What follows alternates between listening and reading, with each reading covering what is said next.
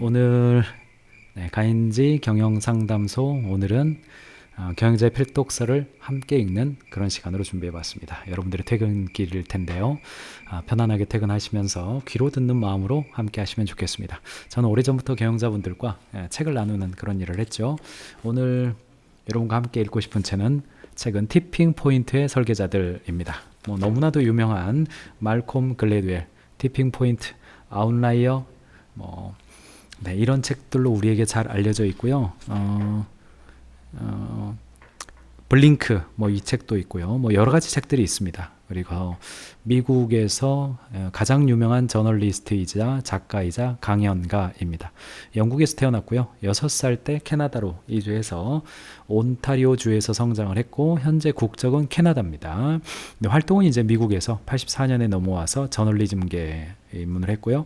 아마 저와 여러분들은 아웃라이어하고 이제 티핑 포인트 그리고 블링크로 유명한데 티핑 포인트가 출간된 지가 25년이 됐습니다. 그래서 많은 사람들이 좀 다음 판을 좀 만들어 달라 이렇게 했는데 책 원제가 우리나라는 좀 책 제목을 많이 바꾸는 편입니다만 티핑 포인트의 설계자들이라고 우리는 번역했습니다만 원제는 리벤지 오브 더 티핑 포인트입니다.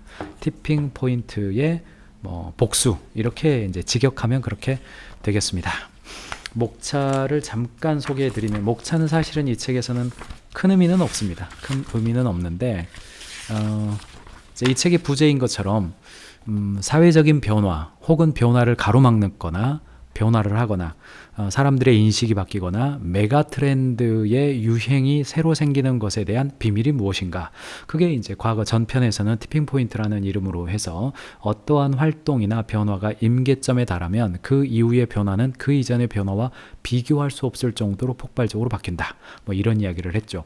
마치 물이 99도까지는 그 성상이 차이가 없지만 100도가 되면서 완전히 다른 존재가 되는 것처럼 비즈니스를 하거나 리더십에 있는 사람들도 어떤 노력을 했을 때 특정한 시점이 넘어갈 때까지는 임계치를 넘어야 된다. 그리고 거기에다가 티핑 포인트라는 이름을 붙임으로써 사회 현상을 설명하려는 시도를 했고 많은 사람들이 거기에 공감을 하고 마케팅, 기술의 발전 혹은 리더십 그리고 사회의 변화 인식이 달라지는 것 이런 것들을 이야기해 주었죠. 좀 이따가 같이 읽어드리겠습니다만 이 첫 책을 백지에서 다시 쓴 이유에 대해서 말콤 글래드웰은 이제 티핑 포인트가 오랜 기간이 지났는데 그때 25년 전에 이야기했던 티핑 포인트에 관련된 수많은 어떤 키워드들 그런 것들을 지금 2024년 시점에서 다시 한번 재정리해 주고 싶은 거죠. 그래서 1부 3가지의 수수께끼, 2부 사회공학자들, 3부 오버스토리, 그리고 4부 결론 이렇게 이야기를 하고요. 말콤 글래드웰의 책을 쓰는 방식이 그러지만 스토리텔링이 굉장히 강합니다. 어떤 이야기를 한번 시작하면 1부의 이야기를 꺼내놓고 한 5부에서 중간 이야기하고 그 다음에 한 7부 넘어가서 이제 결론을 짓고 앞에서 다루었던 이야기를 뒤쪽에서는 다른 관점에서 새롭게 이야기해주고 이렇게 책을 쓰는 스타일이어가지고요. 책을 한번 잡으면 끝까지 읽어야만 책의 내용을 이해할 수 있다. 이렇게 좀 되겠습니다. 오늘은 저에게 주어진 시간이 1시간여 정도 있습니다만 그렇죠. 네. 다윗과 골리앗도 말콤 글래드웰입니다. 그렇게 있는데 나의 첫 책을 백지에 다시 쓴 이유는 25년 전 나는 첫 책을 출간했다. 제목은 티핑 포인트였다. 당시 나는 맨하탄 첼시에 위치한 작은 아파트에 살고 있었는데 출근하기 전 책상에 앉아 멀리 허드슨 강을 흘깃 바라보며 글을 쓰곤 했다. 한 번도 책을 써본 적이 없었기에 어떻게 해야 되는지 제대로 알지 못했다.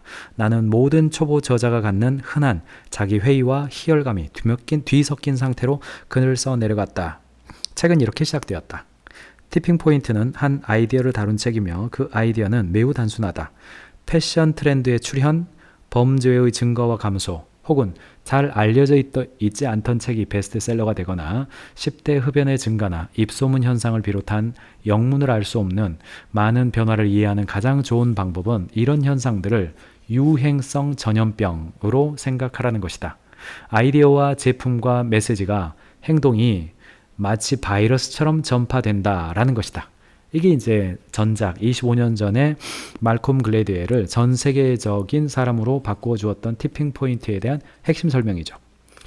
2000년 봄에 책이 출간되었다. 홍보 여행의 첫 일정은 LA에 있는 작은 독립 서점에서 열린 낭독회였다. 참석자는 2명이었는데 한 사람은 모르는 사람이었고 다른 한 명은 친구의 엄마였다. 정작 내 친구는 오지 않았다. 나는 그녀를 용서했다. 나는 속으로 뭐 끝난 것 같네 라고 생각했다. 하지만 그렇지 않았다. 티핑 포인트는 그 주제인 전염병처럼 퍼져나갔다. 처음에는 점진적으로, 그러다가 급속도로, 문고판이 나올 무렵에는 시대정신으로 접어들었다. 티핑 포인트는 여러 해 동안 뉴욕타임즈 베스트셀러 목록에 올랐다. 빌 클린턴 대통령은 티핑 포인트를 다들 이야기하는 그 책이라고 일컬을 정도였다. 티핑 포인트, 즉 임계점이라는 말은 일상 언어가 되었다. 나는 내 묘비에 그 말이 새겨질 거라 농담하곤 했다. 티핑 포인트가 그토록 많은 공감을 얻은 이유를 아냐고? 사실 잘 모른다. 본인도 티핑 포인트를 모른다 라고 말하는 거죠. 다만 추측이라도 해보자면 희망찬 시대의 분위기에 걸맞는 희망찬 책이었기 때문일 것이다. 당시는 새로운 밀레니엄이 도래한 때였다. 범죄와 사회 문제가 급감했다. 냉전은 끝났다. 나는 책에서 긍정적인 변화를 촉진하는 방법으로 티핑 포인트를 제시했다. 그것은 부제가 말하는 대로 작은 것들로 큰 차이를 만드는 방법을 찾는 것이었다라는 겁니다. 그러니까 본인도 전작이 티핑 포인트의 티핑 포인트가 뭐였냐? 그것은 시대 정신과 부합한 것이었다. 이 티핑 포인트 전작을 보면요, 그런 얘기들이 나오거든요. 그것을 다시 오마주한 겁니다. 자기 책을 주고 오마주해서 이야기를 한 겁니다. 25년은 긴 시간이다. 당신이 25년 전과 비교해 얼마나 달라졌는지 생각해보라. 우리의 의견은 변한다. 우리의 취향도 변한다. 우리는 어떤 것을 중시하고 다른 것을 덜 중시한다. 그 긴 시간 동안 나는 가끔 티핑 포인트에 썼던 내용을 돌이켜보았다. 그러다 보면 어떻게 그런 글을 쓰게 되었는지 의아해했다. 네, 25년 전의 내용을 보면 좀 아쉬운 내용도 있고, 이걸 왜 썼지? 어떻게 이 말을 빠뜨렸지? 이런 측면들이 좀 있습니다. 그래서 나는 백지를 앞에 두고 다시 시작했다. 이 책이 바로 그 결과물이다. 생각과 행동이 우리의 세계를 지나는 기이한 통로에 대한 새로운 이론, 새로운 이야기, 새로운 주장이 이 책에 담겨 있다. 티핑 포인트의 복수를 쓴 서문 되겠습니다. 어떤 컨셉에서 말콤 글래드웰이 티핑 포인트의 복수라는 이름으로 이 책을 다시 25년이나 지나서 출간을 했는지 조금 이제 이해가 되시죠? 자, 내용으로 들어가 보죠. 25년 전 티핑 포인트를 쓸 때 나는 사회적 전협에 있어서 작은 일들이 큰 차이를 만들어낼 수 있다는 생각에 매료되었다.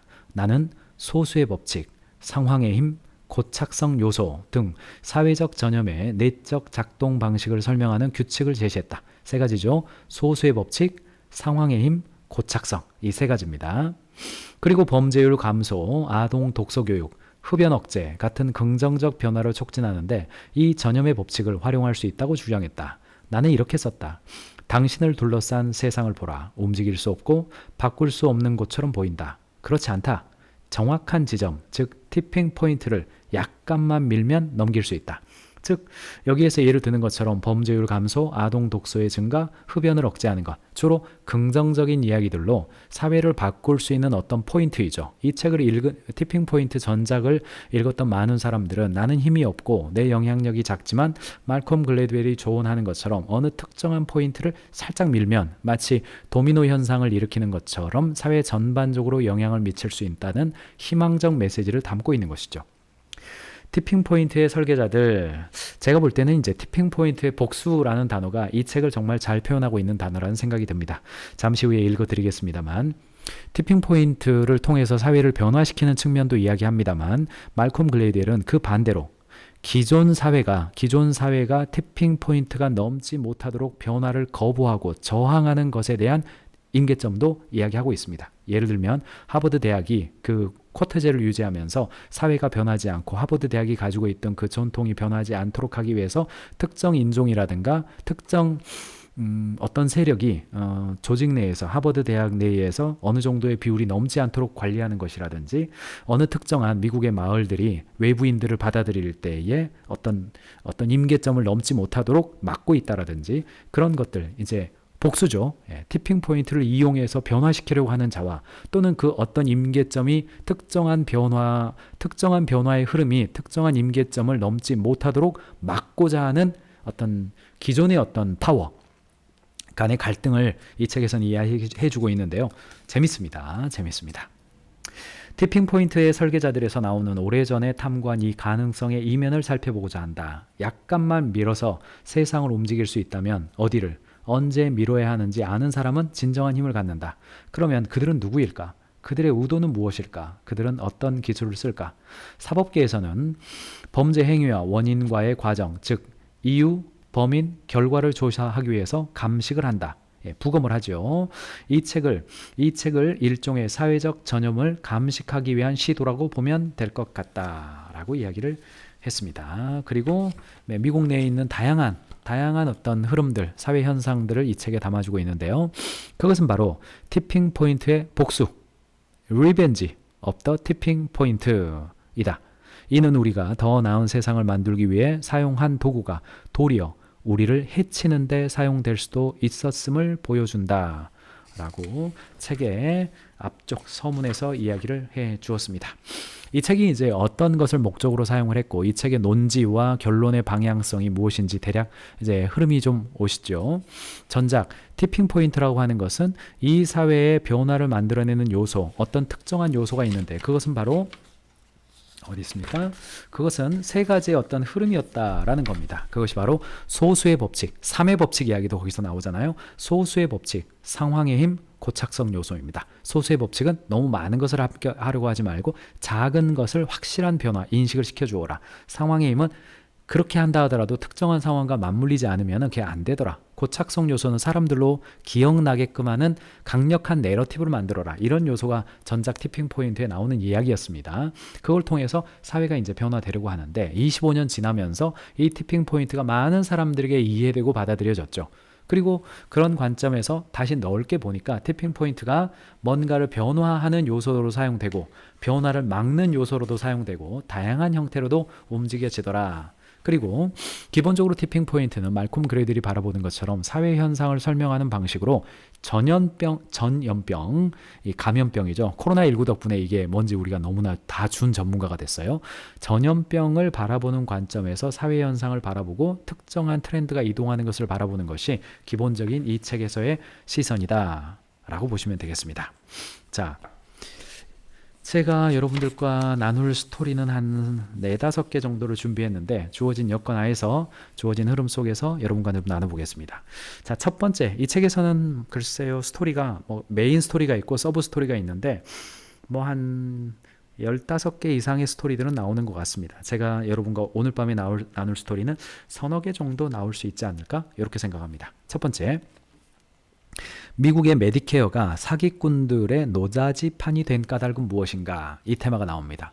미국은 아마 메디케어 아실 겁니다. 오바마 케어 이런 이야기를 해가면서 의료보험에 제약회사들이 로비를 하고 의료기기회사들이 로비를 하고 헬스케어 회사들이 로비를 해서 의료보험에 어찌됐든지 포함이 되면 그 매출이 전국에 확산되기 때문에 거대한 하나의 시장이죠. 그런데 그 메디케어가 사기꾼들의 노다지판이 되어 있다. 그런데 왜 그랬냐라는 것을 부검을 해보는 겁니다. 감식을 해보는 거죠. 우리나라도 비슷한 상황에 있기 때문에요. 한번 들어보시죠. 미국 정부가 노인을 대상으로 운영하는 의료보험 제도인 메디케어는 6,700만 명을 커버하며 연간 9천억 달러를 쓴다. 1965년에 메디케어 제도가 도입되고 얼마 되지 않았을 때 나쁜 의도를 가진 사람들은 그토록 규모가 크고 많은 돈을 쓰는 제도가 천금 같은 기회를 안긴다는 사실을 깨달았다. 무엇보다 메디케어 공급자가 되는 일은 그렇게 어렵지 않다. 온라인으로 전국 공급자 식별번호 NPI라고 제가 읽겠습니다. NPI를 신청하면 된다. 메디케어 공급자로 등록하고 정부에 급여비를 청구하는데 이 10자리 숫자가 활용된다. 앨런 메디나는 메디케어는 신뢰에 기반한 제도입니다. 라고 말한다. 메디나는 에스포메스 사건의 주임 검사다. 그는 법무부에서 고위직으로 10년 넘게 근무하면서 메디케어 사기 사건을 다루었다. 그래서 메디케어 제도가 어떻게 악용되는지 누구보다도 속속들이 안다. 공급자로 등록할 때 신청서를 작성하고 뒷면에 규정에 따르겠습니다. 라고 서약합니다. 약속을 하는 거죠. 거기서 신뢰가 시작됩니다. 라고 말한다. 누군가는 새로운 공급업체의 명의 소유자로 등록되어야 한다. 어떤 사람이 소유자일까? 6,700만 명을 커버하는 제도가 모든 소유자의 신원을 알기는 어렵다. 공급업체는 주소, 즉 물리적 사업 공간도 갖추고 있어야 된다. 그래야 점검이 가능하다. 하지만 점검으로 확인할 수 있는 것은 한계가 있다. 메디나는 어느 날짜에 점검이 나온다는 것을 알면 특정한 방식으로 보이도록 준비할 수 있습니다. 급하게 꾸며내는 거죠. 사기꾼들의 전형적인 방식이죠. 의료보험 사기를 치려면 기본적으로 세 가지 요소가 필요합니다. 먼저 환자가 필요합니다. 그렇죠? 그 다음에는 의료 전문가들이 필요합니다. 간호사가 필요하고 메디케어가 신뢰하고 검증할 수 있는 지시서에 서명할 의사도 필요합니다. 하지만 의사와 환자만으로는 안 됩니다. 세 번째 단계가 필요하죠. 파일이 있어야 됩니다. 진짜 기록이요. 의료보험 사기의 세계에는 근본적으로 가짜 환자, 의사, 파일 조합으로 이루어진 일련의 끊임없는 창의적 변주다. 의사들이 사기에 가담하는 경우도 있고 사기범들이 의사의 MPI만 인터넷에서 훔치는 경우도 있다. 또한 정식으로 의료 서비스를 제공하지만 비용을 부풀려서 청구하는 경우도 있고 아예 의료 서비스 자체를 제공하지 않는 경우도 있다. 가령 사기범들은 재활의원을 차린 다음 가짜 환자를 모집하고 그들을 리베이트를 대가로 재활 처방을 내릴 의사에게 보낸다. 그런 뒤 아무것도 하지 않았는데도 엄격한 재활 절차를 거쳤다고 말하는 기록을 꾸며낸다. 메디케어 본부에서 누군가를 의심하면 어떻게 될까? MPI 신청서에 이름과 주소가 기재되어 있지 않은가? 그래도 신청서에 다른 사람의 이름을 기재한 데다가 그 사람이 지금 마침 국외에 있다면 문제될 것이 없다. 메디케어는 한탕용 업체에 비용을 지급한다. 사기범은 즉시 돈을 인출하여 은행이 의심하지 않도록 꼼꼼하게 돈을 세탁한다. 마약상들이 이 작업에 좋은 파트너다. 그들은 해외로 빼돌리고 싶은 만큼의 현금을 많이 가지고 있다. 사기범은 의사나 병원에게 리베이트로 줄 현금이 필요하다. 그래서 마약상에게 합법적 사업체의 지분을 주고 그 대가로 뇌물로 쓸 현금을 확보한다. 라고 말했습니다. 메디나는 마이애미 비치에서 자랐다. 의료보험 사기를 적발하는 사람이 마이애미에서 자란 것은 활강 스키 선수가 알프스 산골에서 자란 것과 같다. 즉 평지에서 자란 사람보다 더 유리하다. 그는 이렇게 말한다. 뒤늦게 당시 상황이 어땠는지 깨달았습니다. 젊은 시절에는 약국이 여기저기 생겼어요. 사기범들은 매우 대담했습니다. 그들은 얼마 전에 돌아가신 제 할머니가 버스를 기다릴 때 접근하곤 했어요. 가짜 환자를 모집하는 거죠. 연방정부는 의료보험 사기를 본격적으로 단속해야겠다고 마음먹었고 특별지역 단속반을 만들었다. FBI, 검찰, 보건복지부 감사실 인력이 망라된 조직이었다. 첫 지부가 생긴 곳은 어디였을까? 당연히 마이애미였다. 2003년 기준 가입자당 내구성 의료 장비 항목에 지출된 금액을 보여주는 다음의 표가 그 이유를 간단하게 설명했다. 자, 제가 책에 나오는 이야기입니다만 미국의 평균적인 의료기기 장비에 대한 지출액이 200달러에서 한 300달러 왔다 갔다 합니다. 그런데 마이애미는요, 그 수치가 1234.73달러. 마이애미는 다른 주 대비해서요, 비교할 수 없을 정도로 높은 겁니다. 그래서 말콤 글래드웰은 다른 지역도 사기를 칠 수 있고 여러 미국의 주들이 다 비슷한 수준의 윤리성을 가지고 있을 텐데 왜 마이애미가 10배 이상의 사기를 치는 그런 곳이 되었냐? 의료 사기가 정말 10배 이상 특별하게 높은 그 이유가 뭘까? 그 티핑 포인트가 무엇이었을까? 라는 관점으로 들어가 보는 겁니다. 자, 따라와 보시죠. 부제 1980년이 모든 것을 바꾸어 놓았다. 1980년에 일어난 세 가지 변화가 마이애미를 크게 다른 곳으로 바꾸어 놓았다. 첫 번째는 마약 자금의 유입이었다. 플로리다 남부의 마약 산업은 원래 간의 수공업이었다. 즉 소규모 범죄 단체가 카리브해에서 배에 대마초를 싣고 플로리다 키스로 들어왔다.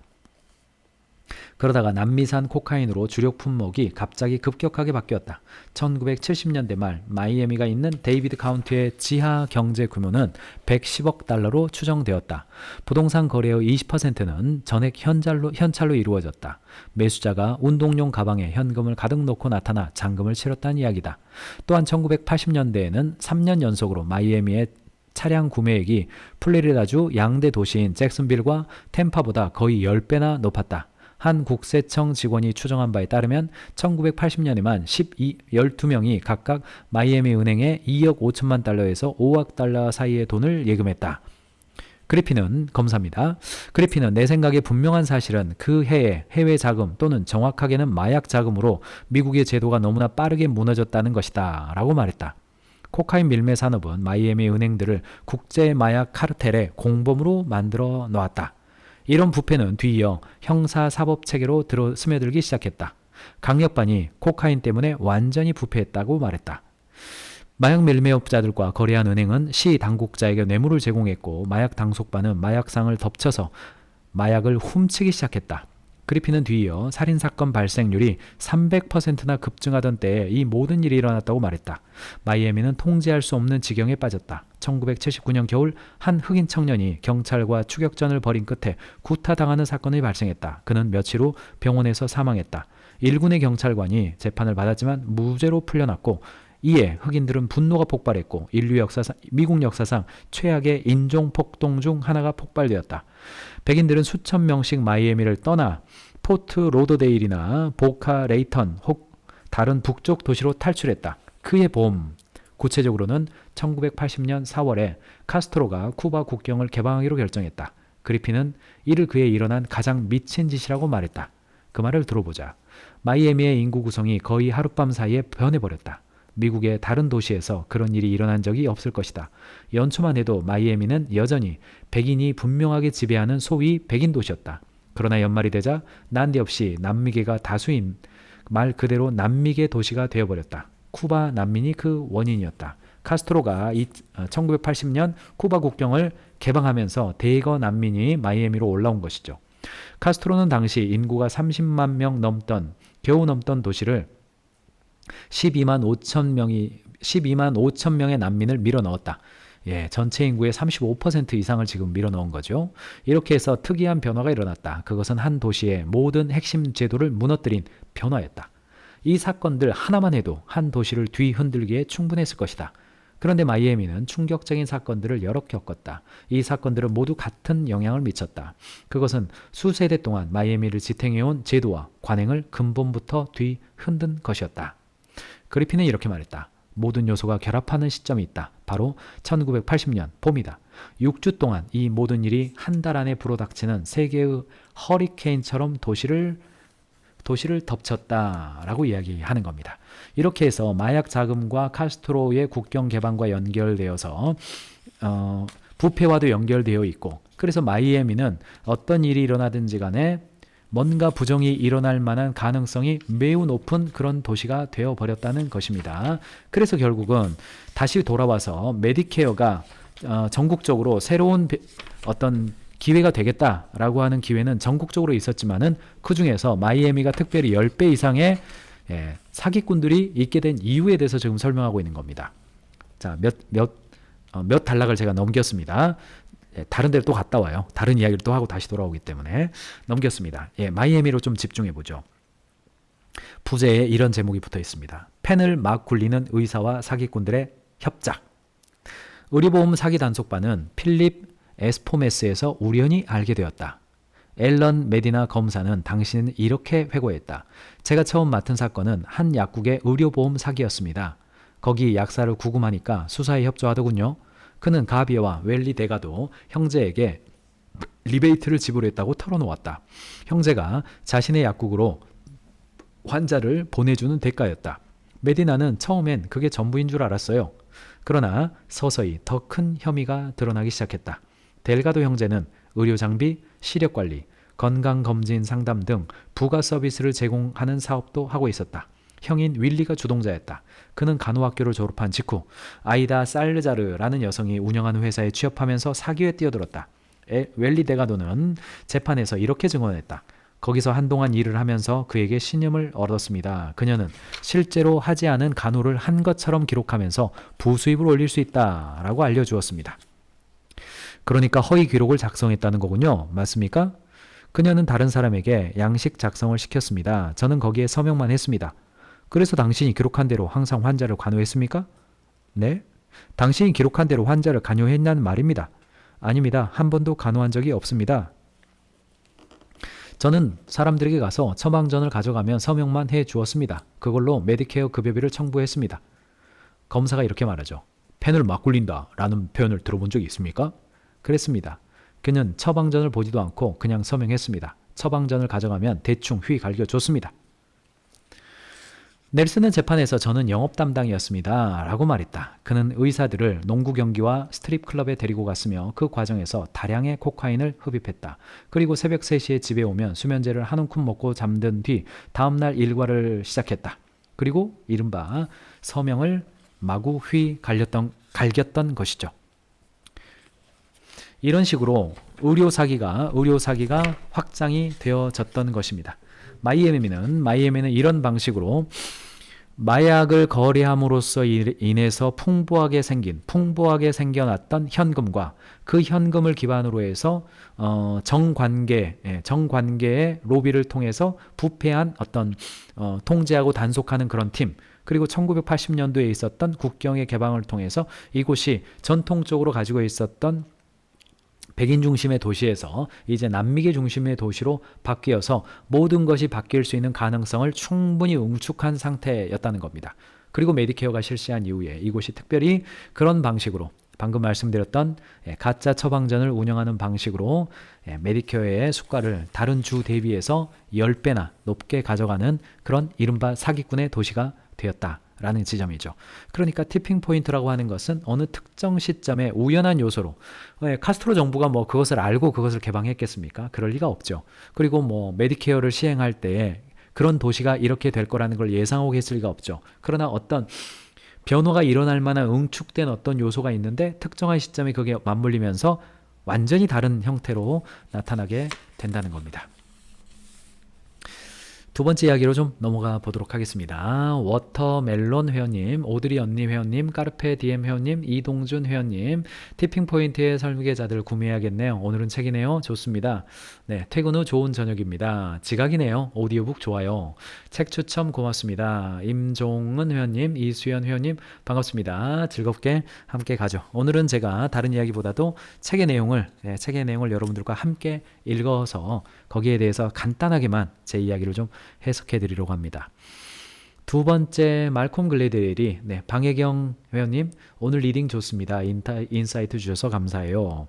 이야기입니다. 첫 번째 마이애미 도시의 메디케어 범죄율의 메디케어 사기 범죄의 10배 이상의 증가는 그 전에 있었던 응축된 여러 요소가 티핑 포인트의 결합을 통해서 일어난 것이다 라고 하는 지점을 말콤 글래드웰은 좀 강조하는 겁니다. 물론 다른 측면도 있긴 합니다만 거기에 포커스해서 말씀드렸습니다. 두 번째 이야기는 참 뼈아픈 이야기입니다. 미국의 특정한 어느 마을을 이야기하는 건데 들어보시면 이게 미국의 어느 특정한 마을 이야기가 아니라는 것을 아시게 될 거예요. 그 마을의 이름은 파퓰러 그루브, 우리식으로 파퓰러 그루브, 그렇게 그런 닉네임이 가지고 있는 어떤 도시 이야기입니다. 한번 들어가 보죠. 이야기 속으로 들어가 보죠. 완벽해 보이는 동네의 비밀. 어느 화창한 가을날 리처드라는 부동산 중개업자가 나를 데리고 자신의 고향을 구경시켜 주었다. 리처드는 키가 크고 다정했다. 구불구불한 거리를 달리는 동안 그는 지나가는 사람에게 손을 흔들었다. 또한 어떤 집을 가리키며 이 집은 누가 샀는지, 자녀가 몇 명인지, 어떤 일을 하는지 나에게 알려주었다. 그는 토박이라면서 모든 주민을 아는 것 같았다. 그의 고향이 가진 특별한 점은 무엇일까? 그는 사람들이 원하는 것을 모두 갖추었다며 안전하다는 느낌, 좋은 이웃이 있다는 느낌, 다른 사람에게 의지할 수 있다는 느낌을 받을 수 있다고 말했다. 야, 완벽한 마을이네요. 시내는 1950년대의 정감 어린 분위기를 풍겼다. 사방에 고상한 붉은 벽돌로 지어진 교회들이 있었다. 우리는 주민센터와 마을 도서관을 지나 여러 매력적인 동네 중 하나로 들어섰다. 리처드는 나무들 사이로 보이는 아름다운 만을 가리키며 이렇게 말했다. 여기는 바닷가예요. 그래서 땅값이 조금 비싸죠. 조금 있다가 부여드리겠지만 저 뒤에는 바닷가에 사는 특권을 누리는 동네예요. 거리는 좁았고 커다란 오크 나무들이 늘어서 있었다. 그 뒤로 완만한 언덕이 이어져 있었다. 집들이 가까이 붙어 있어서 친밀한 느낌을 주었다. 여기서는 이웃들을 잘 알게 될 수밖에 없어요. 어떤 사람은 저기에 전화를 걸어서 바닷가에 있는 12,000제곱미터에서 16,000제곱미터의 땅을 원해요. 그리고 프라이버시를 원해요. 이웃들과 마주치지 않고 싶어서 그래요. 그러면 저는 여기서는 그럴 수 없어요. 라고 대답하죠. 그거는 BMW 매장에 전화해서 미니밴을 원하는 것과 마찬가지예요. 이죠. 여기에서는 혼자만의 공간을 찾는 사람들은 여기 안 온다는 겁니다. 서로 연락하고 소통하고 함께하는 그런 마을이라는 뜻입니다. 리처드는 부유한 노동 고객이 저의 고객입니다. 라고 모순어법을 구사하며 말을 이어갔다. 직업이 있고 많은 돈을 버는 사람들이죠. 노동자가 아닌 의사나 변호사 같은 전문가들 말이에요. 그는 포퓰러 그로브 주민들에 대해 이렇게 말했다. 그들은 회사를 매각해서 2억 달러를 벌었는데 남는 시간에 뭘 해야 될지 모르는 재벌 4세들과 달라요. 여기는 판비치가 아니에요. 모두가 일을 합니다. 그리고 모두가 가족을 꾸렸다. 이 동네로 처음 이사와서 리처드에게 집을 산 사람들은 100% 자녀가 있었다. 여기는 가족 동네였다. 리처드는 그 주의 판집을 언급하며 이렇게 말했다. 남편은 집에서 IT를 하고 아내는 고등학교에서 음악을 가르쳐요. 도시의 한심스러운 공립학교가 싫어서 여기로 왔대요. 그들은 가정을 꾸리고 아이들을 공립학교에 보낼 수 있는 안전한 곳을 찾았어요. 집값은 75만 달러였어요. 그러면 집을 판 사람들은 동네를 떠났을까? 아니었다. 그들은 계속 머물렀다. 단지 근처에 있는 더 큰 집을 원했을 뿐이다. 흠잡을 데 없는 동네를 떠날 이유가 어디 있을까?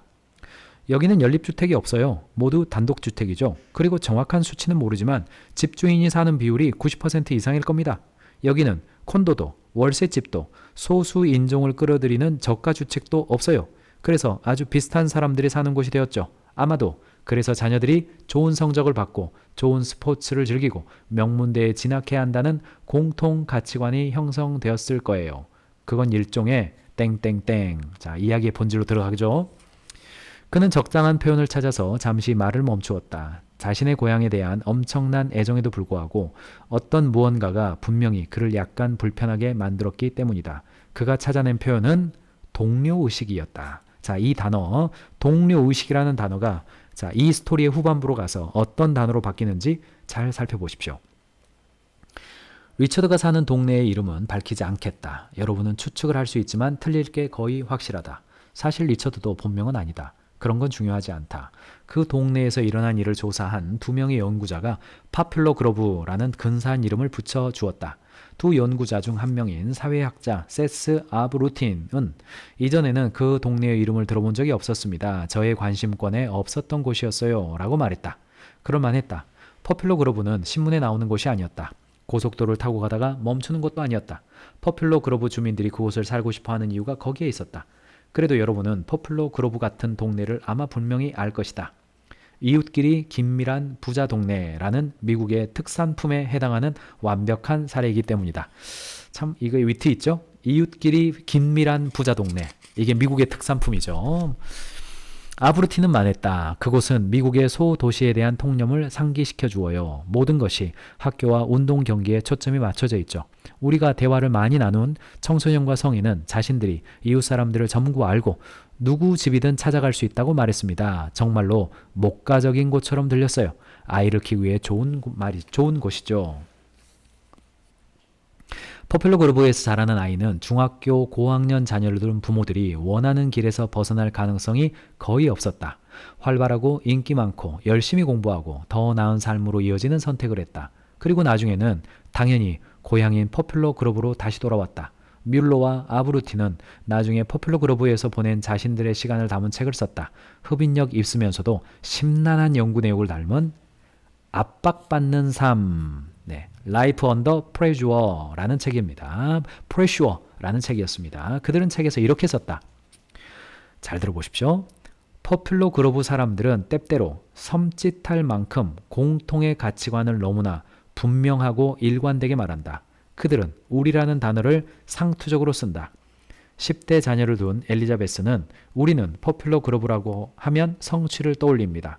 공부와 스포츠에서 이루는 성취 말이에요. 라고 말했다.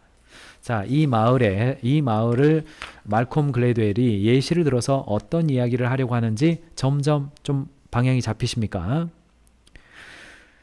혹시라도 다치면 어느 집이라도 갈 수 있고 거기서 필요한 걸 구할 수 있어요. 우리 집이 아니라도 상관없어요. 어느 집이든 들어가서 무릎이 까진 채로 울고 있으면 그 집 사람이 도와줘요. 우리가 느끼는 그런 공동체 의식이 좋아요. 현지에 있는 인터뷰 중에 일부였고요. 자, 말콤 글래드웰 말로 다시 돌아옵니다. 지금까지 우리는 사회적 전염이 마구잡이로 걷잡을 수 없이 번지는 게 아니라는 개념을 탐구했다. 사회적 전염은 특정 장소와 결부된다. 또한 필립 에스포메스와 마이애비의 사례는 어떤 장소가 지니는 힘이 해당 지역 사회가 그 안의 사람들에게 들려주는 이야기에 나온다는 것을 알려준다. 이 장에서는 두 가지의 개념을 토대로 세 번째 질문을 더하고자 한다. 주민들이 만든 오버스토리가 전염에 영향을 미친다면 그 지역사회는 어떤 면에서 보면 자신들을 괴롭히는 질병에 대한 책임이 있는 것이 아닐까? 자, 요 이야기입니다. 자, 파퓰러 그루브 마을의 이야기를 잠깐 홀딩하고요. 저도 책의 저자의 논지에 맞게끔 치타 이야기로 넘어갔다가 다시 파퓰러 그루브 이야기로 다시 돌아오겠습니다. 이 논지는 뗄 수가 없기 때문에요. 이 두 이야기를 같이 가야 됩니다. 자, 치타 이야기를 잠깐 제가 해드리겠습니다. 갑자기 치타 이야기로 넘어왔어요. 치타, 그 치타 말입니다. 그 호랑이과에 해당하는 그 표범 옆에 있는 치타, 그 치타 말하는 겁니다. 파퓰러 그루브가 위기가 닥치기 한 세대 전에 여러 동물원들에서 이상하게도 비슷한 다른 위기가 발생했다. 이 위기가 파퓰러 그루브 학부모들에게 경종을 울렸어야 했다는 말은 너무나 과한 요구다. 두 세계는 너무나 동떨어져 있기 때문이다. 나중에 돌이켜보고 나서야 공통점이 분명했지만 말이다. 라고 말했습니다. 이 위기는 1970년대에 시작되었다. 전 세계 사육사들은 번식을 통해 개체수를 늘리기 위해서 갈수록 많은 자원을 투자했다. 그 논리는 명확했다. 굳이 힘들게 야생에서 동물을 포획할 필요가 있을까? 점차 확산되는 자연보호 운동도 번식 프로그램을 선호했다. 새로운 전략은 대성공이었다. 단 하나의 중대한 예외가 있었으니 바로 치타였다. 당시 유전학자 스티븐 오브라이언은 새끼가 오래 살아남는 경우가 드물었고 같이 모아놓아도 다수가 번식을 하지 않았다. 이해가 가지 않는 일이었다. 다른 대부분의 동물들은 번식 프로그램을 돌리면 그 개체수가 증가했는데 치타만큼은 그렇지 않았다는 이야기입니다. 치타는 세상에서 가장 빠른 동물입니다. 두 번째로 빠른 동물은 아메리카 가지뿔 영양이에요. 그게 두 번째로 빠른 이유는 치타에게서 도망쳐야 했기 때문입니다. 그러니까 치타는 아주 세상에서 가장 빠르기로 탑을 찍고 있다는 이야기죠. 사육사들은 뭔가 잘못한 건 아닌지, 자신들이 이해하지 못한 치타의 속성이 있는 것이 아닌지 궁금했다. 그들은 여러 이론을 고안하고 수많은 실험을 시도했지만 결국 수포로 돌아갔다. 결국에는 어깨를 으쓱하며 치타는 겁이 많아서 그런 게 분명하다고 말할 수밖에 없었다. 1980년에 버지니아주 프론트 로열에 열린 한 회의에서 그 궁금증은 절정에 이르렀다. 전 세계의 동물원장이 모인 자리였다. 그 중에는 남아프리카 공화국에서 대형 야생동물 보존 프로그램을 이끄는 책임자도 있었다.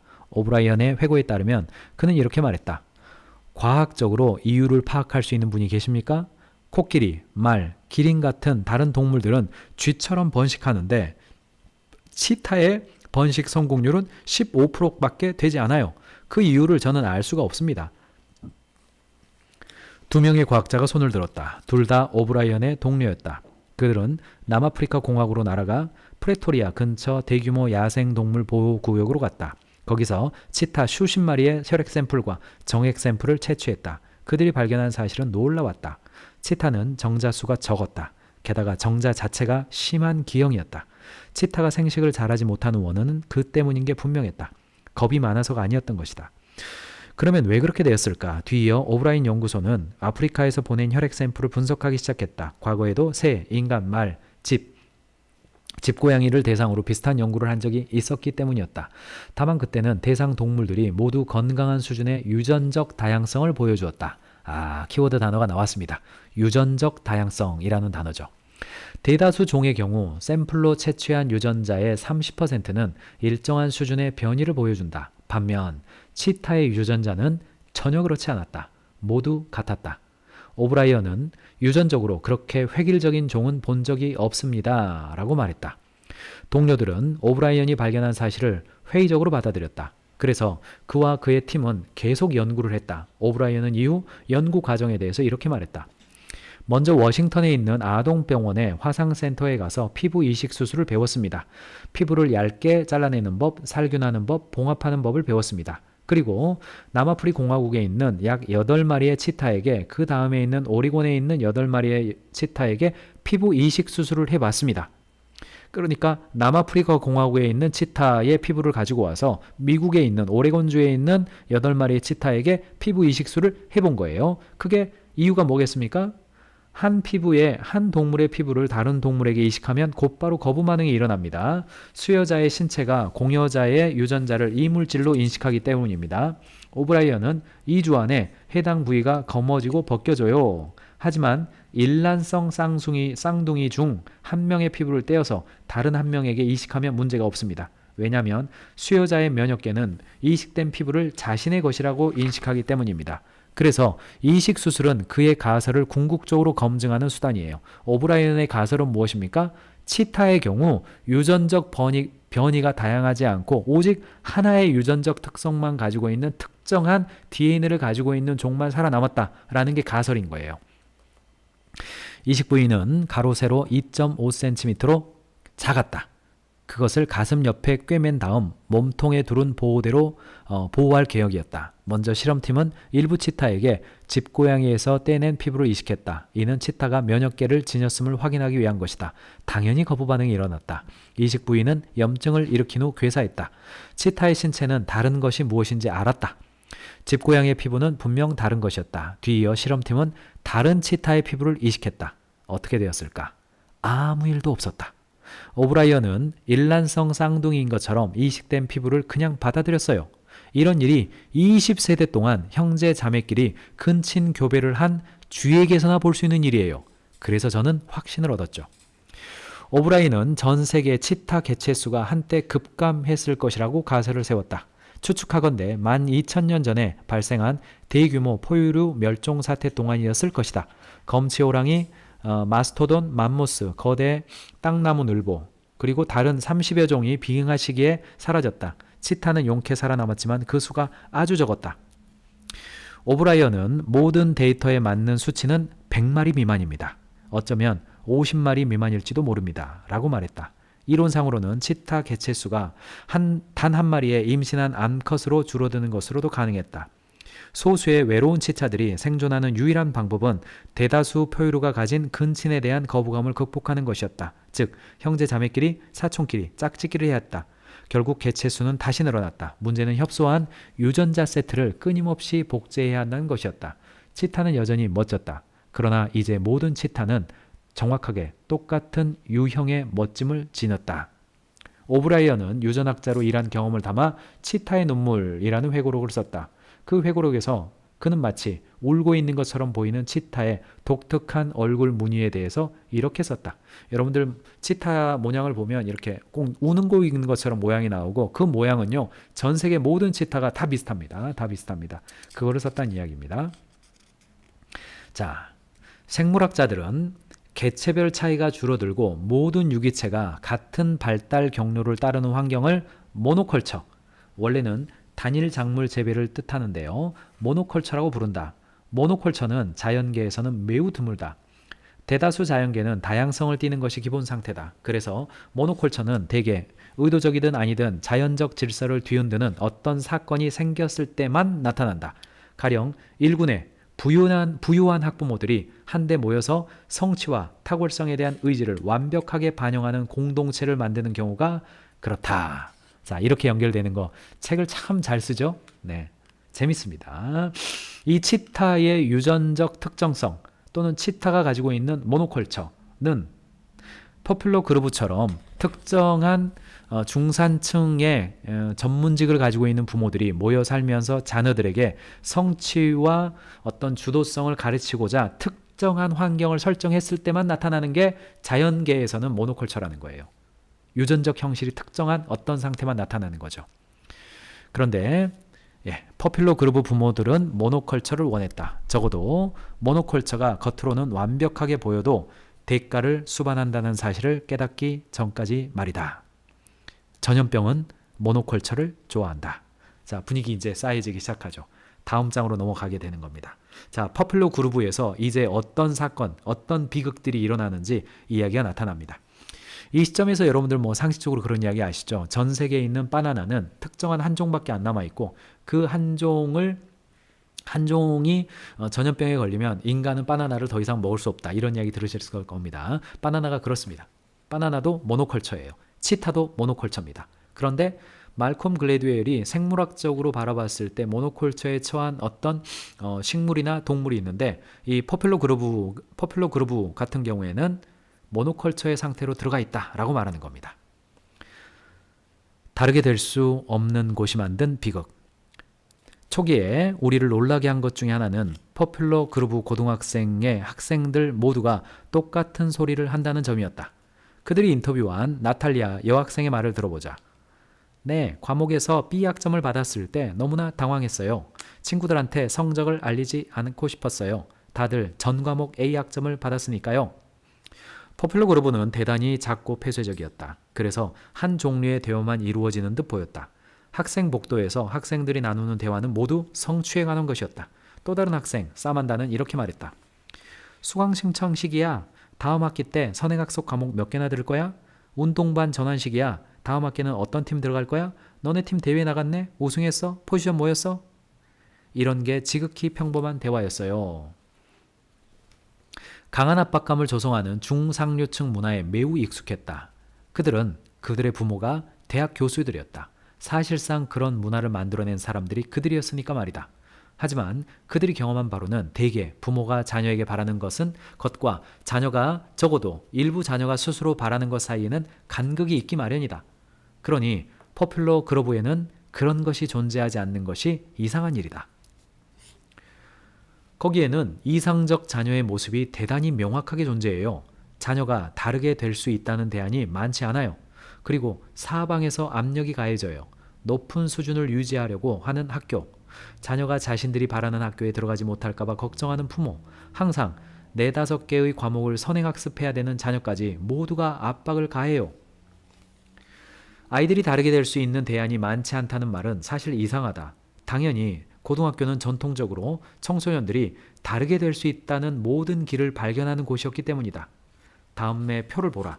이 표는 1999년도에 1990년대 중서부 지역의 한 대형 고등학교에서 실시한 설문조사를 담고 있다. 인데 내용은 뭐냐면요. 특정한 속성에 해당하는 고교 사회집단의 비율인데 운동선수, 약쟁이, 투명인간, 일반학생, 인기학생, 불량아 다양한 형태의 비율이 굉장히 다양한 형태로 존재한다는 뜻입니다. 일반적으로 대학이 그냥 깔끔한 복장에 그냥 범생이처럼 존재하지 않는다는, 그렇게 존재하지는 않는다는 이야기입니다.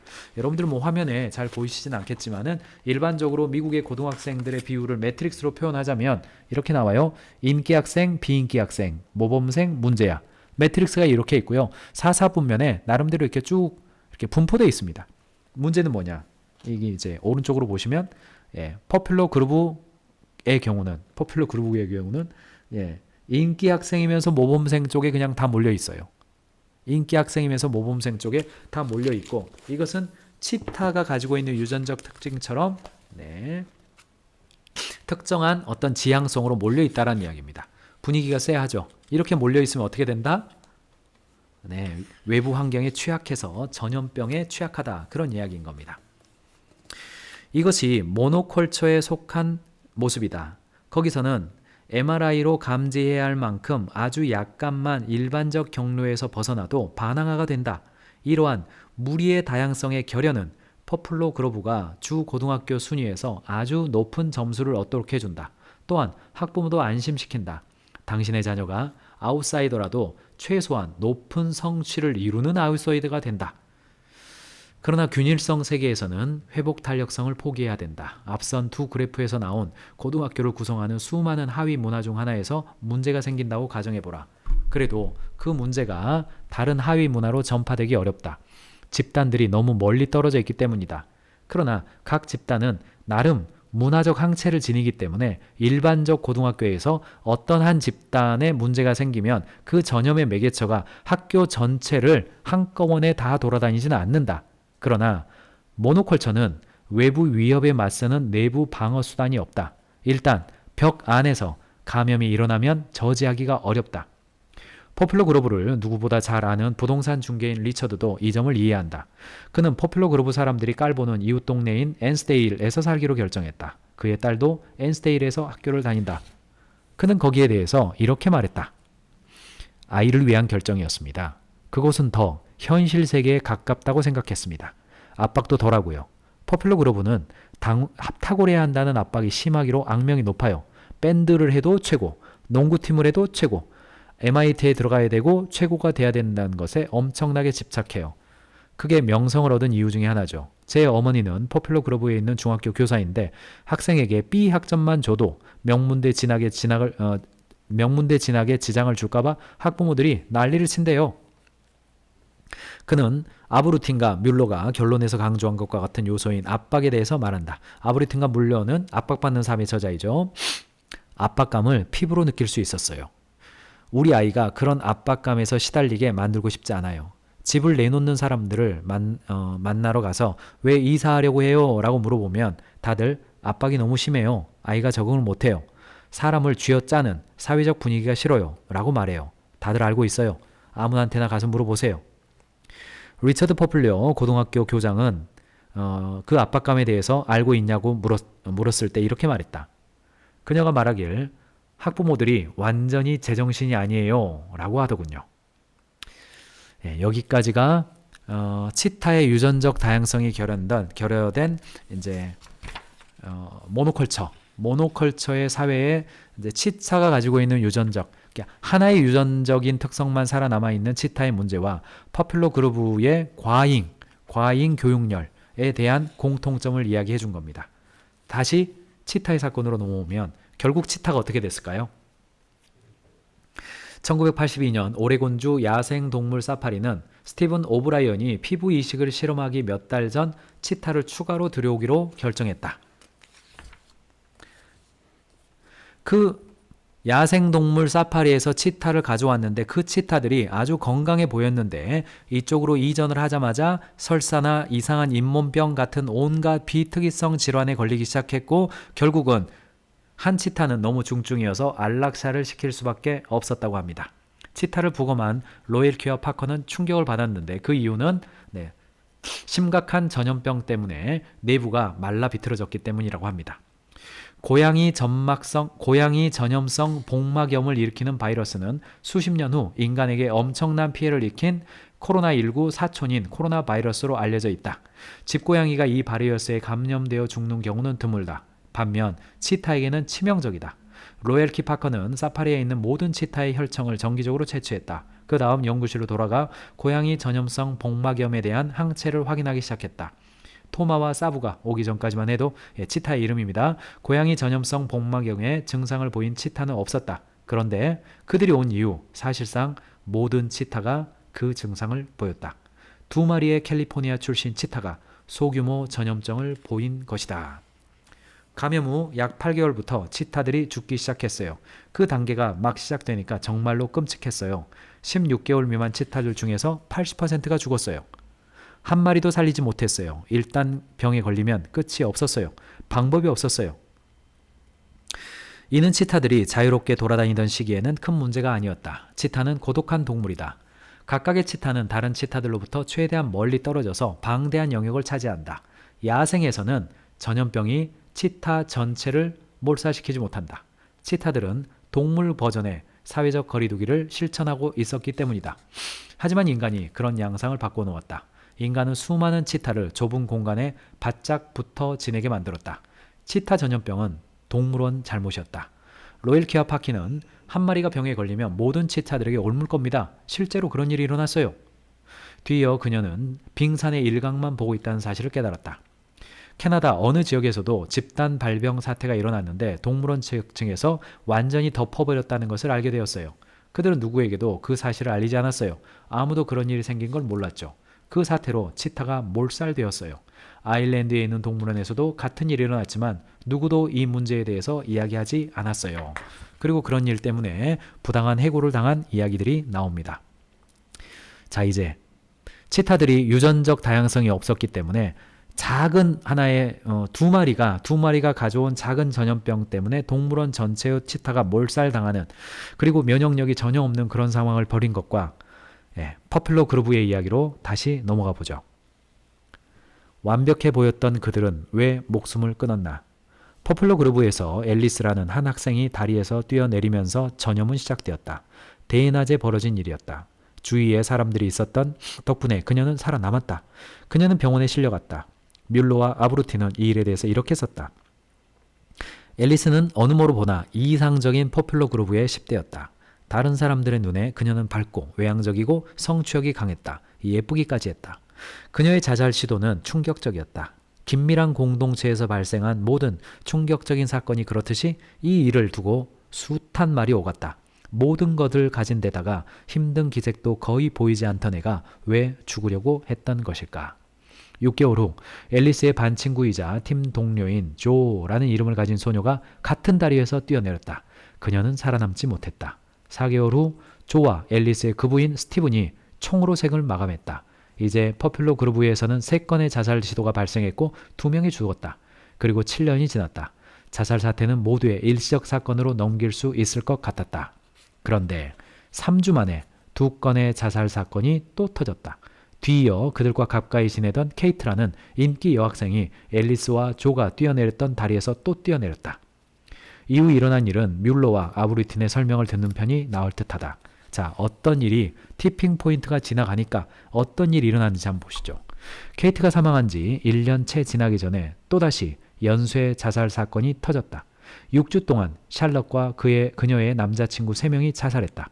이후로 포퓰러 그루브에서는 해마다 최소 1명의 청소년이나 청년이 자살했다. 한 해에 여러 건의 자살 사건이 발생하기도 했다. 수많은 아이들이 자살을 시도했다. 2005년과 2016년 사이 10년 동안 학생 수가 2,000명에 불과한 포퓰러 그루브 고등학교는 4명, 전학간 여학생을 포함한 5명의 여학생이 자살로 잃었다. 게다가 중학생 2명과 최근 졸업생 중 최소 12명이 자살한 것으로 드러났다. 통계적으로 학생 수가 2,000명인 학교의 정상적, 일반적 자살률은 10년에 한두 명이다. 포퓰러 그루브의 자살률은 그보다 훨씬 높다. 중학생들도 포퓰러 그루브의 고등학교에서 일어나는 자살 사건에 대한 이야기를 들을 것이다. 그들은 이후 포퓰러 그루브 고등학교에 들어가 또 다른 자살 사건을 접하면서 살아간다. 사람들은 안전한 곳이라 생각해서 포퓰러 그루브로 이사했다. 미국의 너무나 많은 지역을 뒤덮은 폭력과 불확실성에서 벗어날 수 있는 도피처 같은 곳 말이다. 연쇄 자살 사태가 너무나 놀라운 이유가 바로 거기에 있다. 어떻게 그런 곳에서 연쇄 자살 사태가 벌어질 수 있을까? 하지만 사실 그것은 놀라운 일이 아니었다. 포퓰러 그루브는 나들목 없는 긴 고속도로 같은 모노컬처였기 때문이다. 첫 자살 사건이 발생했을 때 그것은 특이한 사례였다. 같은 사건이 다시 발생하자 그것은 우려스러운 일이 되었다. 하지만 더없이 파괴적인 방식으로 다시 또다시 발생하자 그것은 이제 일상적인 일이 되어버렸다. 아브루틴은 이에 대해서 이렇게 말했다. 4번의 연쇄 자살 중 적어도 3번의 경우 매우 두드러지는 평판 높은 학생이 포함되어 있었어요. 그들은 포퓰러 그루브 재학생의 이상적인 모습을 충실히 구현하는 학생이었죠. 가령 3시즌 동안 스포츠 스타였고 운동부 주장이었으며 학점이 4.0의 명랑한 성격을 지니고 있었죠. 자살한 청소년 중 다수는 완벽해 보였어요. 하지만 남대없이 죽어버렸어요. 그래서 다른 학생들은 그 아이도 이런 환경에서 살아남지 못하는데 내가 어떻게 살아남아? 라고 생각하게 되는 것이지요. 이 책의 저자인 말콤 그레드웰은 계속해서 치타에 대한 이야기를 합니다. 그리고 치타는 인간이 아니기 때문에요. 교배를 인간이 도와줄 수도 있고 그렇죠. 그래서 치타는요 흑표범과 교배하는 방식을 통해서 유전적 다양성을 어느 정도는 보완을 해서 나아가게 되는 겁니다. 하지만 인간은 그럴 수가 없죠. 포퓰러 그루브 고등학교는 여전히 다른 무엇보다도 성취를 강조하고 있다. 이렇게 말이죠. 참 뼈아픈 지점입니다. 여러분들 이게 포퓰러 그루브 정말 대한민국 사회가 그냥 사회 전체가 거대한 포퓰러 그루브 마을 아닙니까? 자, 고등학교 교장의 메시지를 읽어드리겠습니다. 배움은 우리 학교의 중심 사명입니다. 우리 포퓰러 그루브 교직원 일동은 모든 학생의 배움의 능력과 의지를 가졌다고 믿습니다. 우리는 모든 학생이 다양해지고 변화하는 세상에 책임감 있게 참여할 수 있도록 탁월한 교육과 학습을 제공하는 환경을 조성합니다. 모든 학생이 학업, 사교, 심신의 개발 측면에서 성공하는 긍정적이고도 도전적 환경을 제공하는 것이 우리의 사명입니다. 우리 모두는 서로 존중하고 지원하며 서로에게 높은 기대를 갖는 분위기를 형성하고 유지합니다. 라고 나와 있습니다. 포퓰러 그루브는 여전히 이 웹사이트의 교장의 메시지를 바꾸지 않고 있다고 합니다. 네, 여러분들 어떤 걸 느끼십니까? 어떤 티핑 포인트가 나타났을 때, 어떤 외부로부터의 자극이 왔을 때 우리 집단이 가지고 있는, 우리 사회가 가지고 있는 어떤 컬처적 다양성, 문화적 다양성이 그것을 어느 정도는 커버할 수 있다는 거예요. 그런데 말콤 글래드웰의 시선에서 보면 치타들이 가지고 있는 모노컬처, 즉 유전적 획일성, 이 유전적 획일성이 작은 전염적 특성에도 몰살당해버리는 특성을 가지고 있었던 것처럼 미국의 특정한 한 마을 이름을 밝히지 않는 이유를 아시겠죠? 포퓰러 그루브라는 별칭을 붙인, 이 연구자들이 그렇게 별칭을 붙인 그 마을이 여전히 모노컬처를 유지하면서 살아가는 것은 우려스러운 일이다 라고 하는 측면입니다. 티핑 포인트가 뭔가를 확 몰아왔을 때 그것을 내부적으로 쿠셔닝하고 또는 버퍼를 두고 그 안에서 감내할 수 있는 어떤 상태가 되려면 집단이나 조직 혹은 한 문화 안에 다양성이 존재해야 그것이 커버가 된다는 이야기예요. 너무나 밀접한 한 방향으로 전륜되어 있고 똑같은 사람만 존재해서는 티핑 포인트의 일거에 변화돼 버릴 수가 있다는 겁니다. 자, 이제 하버드 이야기로 넘어가겠습니다. 제가 보니까요, 오늘 준비한 이야기 중에 제가 지금 2개 해드렸잖아요. 하버드 이야기까지 3개 해드릴 수 있을 것 같습니다. 네, 이게 뭐 뒤쪽에 나머지 이야기는요, 책이 재밌습니다. 재밌기 때문에 여러분들이 좀 말콤 글래드웰의 근력이 굉장히 좋은 사람이거든요. 그래서 나머지 이야기는 여러분들이 꼭 책을 사서 읽어보실 것을 권해드리고요. 하버드 여자 럭비팀 미스터리 이야기가 나옵니다. 여러분들 뭐 몇 년 전에 뭐 미국의 명문 대학에서 인종 쿼터제를 유지하고 있다라는 거, 거기에 대해서 소송이 나오고 그 결과 뭐 동양계, 아시아계 학생들이 상대적으로 또 그 쿼터제에서 밀리기 때문에 실력이 있음에도 불구하고 입학하지 못한다. 아니다.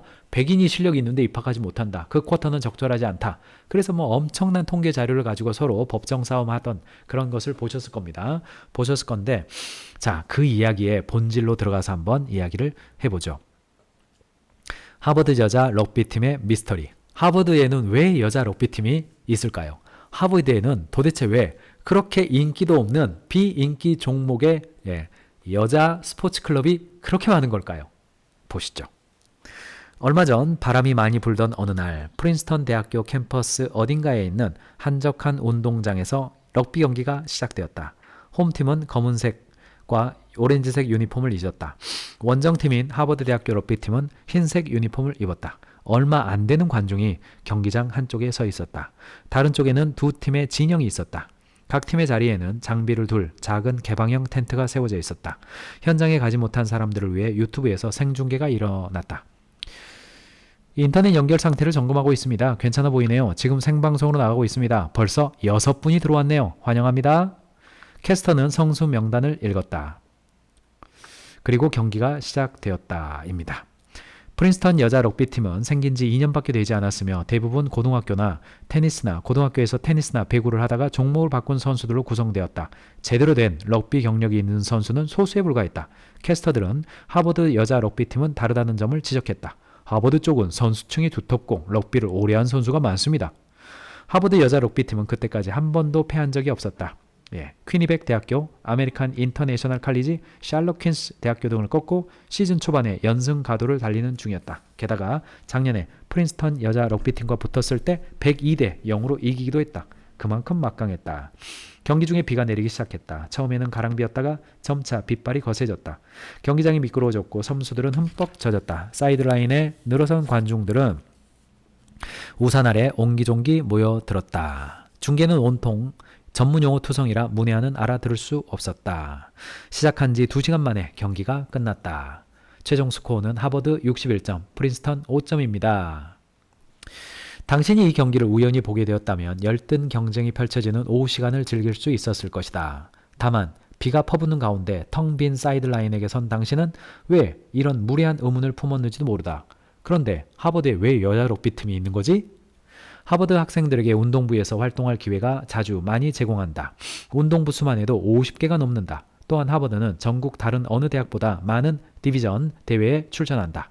운동에 관심 있는 여학생은 농구, 크로스컨트리, 펜싱, 필드하키, 골프, 아이스하키, 라크로스, 중량부 조정, 경량부 조정, 요트, 스키, 축구, 소프트볼, 스쿼시, 수영 및 다이빙, 테니스, 육상, 배구, 워터폴로, 수구, 부문 디비전 대회에서 출전할 수 있다. 흔히 미시건 대학교처럼 운동부가 강한 대형 주립대학교에 운동부 학생이 많을 거라고 생각하지만 퍼센트 기준으로 하버드의 운동부 학생이 미시건 대학교보다 4배나 많다. 2013년 하버드는 여학생들에게 더 많은 선택지가 필요하다고 판단했다. 그래서 이미 넘치는 정상급 운동부에 럭비팀을 추가했다. 그리고 그에 따라 감독과 코치를 채용하고 선수도 설발해야 했다. 이는 특별히 중요한 일이었는데 미국에는 여자 럭비 선수가 많지 않기 때문이다. 럭비는 외국 스포츠인데다 격렬하기까지 했다. 그래서 어깨탈골, 쇄골골절, 무릎인대 파열, 뇌진탕 등 다양한 부상을 입기 일쑤였다. 미국 고등학교에 럭비부가 있는 경우는 드문 경우도 충분히 이해할 만하다. 그런 이유로 여학생이 기피하는 경우가 많았다. 대학 럭비팀을 꾸리려면 어느 정도 노력이 필요했다. 하버드 대학 여자 럭비팀 감독인 멜 던햄은 몇 년 전에 교내지인 하버드 크림슨과의 인터뷰에서 하버드에 들어오기를 원하고 경기장 안팎에서 팀과 잘 맞는 학생들을 찾기 위해 그물을 넓게 쳤어요. 그물을 넓게 친다는 말은 전 세계에서 선수를 선발했다는 뜻이었다. 입니다. 하버드는 왜 굳이 이런 수고를 감수했을까? 자, 질문을 던지고 들어가는 겁니다. 하버드 입학 시스템이 어떻게 돌아가는지 알면 이 질문은 더욱 혼란스러워진다. 하버드는 많은 명문대와 마찬가지로 사실상 2개의 경로로 운영한다. 정식 경로는 능력으로 경쟁하는 전 세계의 똑똑한 학생들을 대상으로 한다. 그러나 두 번째 경로는 소위 ALDC를 대상으로 한다. 이는 체육등기자, 아틀레티스, 동문자녀, 레거시스, 총장 추천학생, 딘스 인터스트 리스트, 부주충 자녀죠. 기부 입학을 의미하는 것 같습니다. 교원 자녀, Children of Faculty를 뜻한다. ALDC는 하버드 재학의 약 30%를 차지한다. 그만큼 수가 많으며 그들의 입학 경로는 매우 다르다. 하버드는 2014년에 공정한 입학을 위한 학생들이라는 단체로부터 고소를 당했다. 이 소송은 결국 대법원까지 올라갔다. 연방법원에서 1차 소송이 진행되는 동안 기이한 순간들이 연출되었다. 바로 양측이 복잡 미묘한 ALDC 시스템이 작동하는 방식을 설명하려 들 때였다. 원고 측 변호사인 애덤 모타라는 모두 진술에 나섰다. 그는 먼저 법정에 있는 모든 사람들이 볼 수 있도록 차트 하나를 걸었다. 그리고 하버드가 학업 능력 1등급이라고 부르는 기준을 분석하기 시작했다. 지원자의 학업 성취도는 1등급에서 4등급까지 분류되며 1등급이 가장 높다. 여기에서 해당하는 지원자는 슈퍼스타들이다. 일반적인 경우 학업 능력 1등급에 속하면 합격 확률이 상당히 높다. 게다가 동문 자녀라면 확실하다. 이후 모라타는 새 차트를 가리켰다. 일반 지원자와 ALDC 지원자의 학업률을 학업 능력별로 나누어서 비교하는 차트였다. 그리고 이렇게 말했다. 이 차트를 보시면 동문 자녀가 얼마나 더 잘 합격하는지 알 수 있습니다. 합격률이 약 50%나 높습니다. 학업 능력이 1등급이면 사실상 모두 합격합니다. 뒤이어 모타라는 체육특기자 합격률을 보여주는 칸을 가리켰다. 모타라와 그의 팀이 6년치 데이터를 분석한 결과 학업 능력 1등급에 속하는 지원자는 단 한 명뿐이었다. 당연히 그 한 명 체육특기자는 합격했습니다. 뒤이어 모타라는 그보다 한 단계 아래에 있는 학생들을 어떻게 대었는지 알려주었다. 여기 학업 능력 2등급에서 뭔가 흥미로운 점이 보입니다. 하버드와 아무런 연관이 없는 일반 지원자의 합격률은 10%일 뿐입니다. 반면 동문 자녀, 총장 추천 학생, 교직원 자녀의 합격률은 50%입니다. 5배나 차이 납니다. 이번에도 체육특기자는 언제나 합격합니다. 그 점은 앞서 말씀드렸으니 더 이상 말하지 않겠습니다. 학업 능력 3등급의 경우는 2.4%만 합격합니다. 3등급 성적을 가진 일반 학생들의 합격률은 정말로 낮죠. 하지만 부모가 하버드 출신이거나 할아버지 또는 삼촌이 하버드에 거액을 기부했다면 합격률이 7.5배 높은 18%로 바뀝니다. 학업 능력이 4등급의 경우 일반 학생은 합격자가 거의 나오지 않습니다. 하지만 동문자녀, 총장 추천 학생, 교직원 자녀는 여전히 3.5%의 합격률을 기록합니다. 이 사실이 말해주는 것은 해당 집단에게는 학업 능력 등급이 일반 학생만큼 중요치 않다는 것입니다. 그리고 이 효과는 체육특기자에게서 가장 중대하게 작동합니다. 앞서 말씀드린 대로 그들은 대부분 합격합니다. 하버드가 특정 학생들을 우대하는 이유에 대해서 설득력 있는 설명을 제시하기는 쉽다. 동문과 부자는 하버드 학교에 기부하기를 좋아한다. 하버드는 많은 돈을 거부할 이유가 없다. 따라서 하버드가 이 두 집단의 자녀에게 우선권을 주는 것은 사업적으로 타당하다. 교직원 자녀에게 특별한 혜택을 주는 것도 어느 정도 타당하다. 교수들을 행복하게 만드는 간단한 방법이기 때문이다. 타당하지 않은 것은 체육특기자들이 이 세 개 집단과 같이 묶어야 하는 이유다. 그렇죠? 예. 22년 졸업반인 빅토르 크루앙은 프랑스 출신의 하버드 스쿼시팀 멤버였다. 그는 2017년에 뉴질랜드 타우랑가에서 열린 세계 주니어 스쿼시 대회에서 처음 감독과 접촉했다고 이렇게 말했다. 감독님이 뉴질랜드까지 와서 선수들을 지켜본 다음 그중 몇 명을 불러 질문했어요. 그리고 학업 성적이 충분히 좋으면 그 자리에서 선발했어요. 뉴질랜드 타우랑카라니 스쿼시를 잘하는 학생이 얼마나 특별하기에 감독이 지구 반대편까지 날아가는 걸까? 또한 거기에 더하여 운동 능력이 타고나지 않은 선수들에게 주어지는 것보다 훨씬 더 큰 혜택까지 주는 걸까? 스쿼시 선수나 럭비 선수 또는 요트 선수에게 주어지는 혜택은 너무나 크다. 세계 최고의 명문대에 들어가는 가장 쉬운 방법이 학교에서 공부를 잘하는 게 아니라 운동을 잘하는 것일 정도이다. 라는 겁니다. 그래서 연구자들이 물었습니다. 그랬더니 대답을 이렇게 하는 겁니다. 거기에는 두어 가지 이유가 있습니다. 하나는 대회를 계기로 모든 학생들을 뭉치게 만드는 것이 공동체 의식을 길러준다는 겁니다. 제 생각에 많은 학생이 그것을 기대하고 또 마땅히 누려야 합니다. 그것은 매우 구체적이고 활기 넘치는 방식으로 우리 학교를 단결시키기 때문입니다. 이런 거죠. 그런데 프린스턴과의 럭비 경기도 관중은 거의 없었죠. 제가 읽어드렸습니다. 그런데 어떻게 거기에 공동체 의식이 있다는 말인가? 앞선 설명은 하나도 말이 되지 않는다. 그래서 내가 다른 성명을 제시해 보려고 한다. 나는 이 럭비팀 수수께끼가 인격 형성이나 기운, 열정 또는 단합심 조성과 아무런 상관이 없다고 생각한다. 그보다는 매직 서드 그리고 집단 비율에 대한 켄터의 생각과 관련이 있다. 다만 하버드가 하는 일은 로랜드 스트렉트가 시도한 사회공학이 많이 다르다. 책의 다른 영역의 설명입니다. 제가 생략했습니다.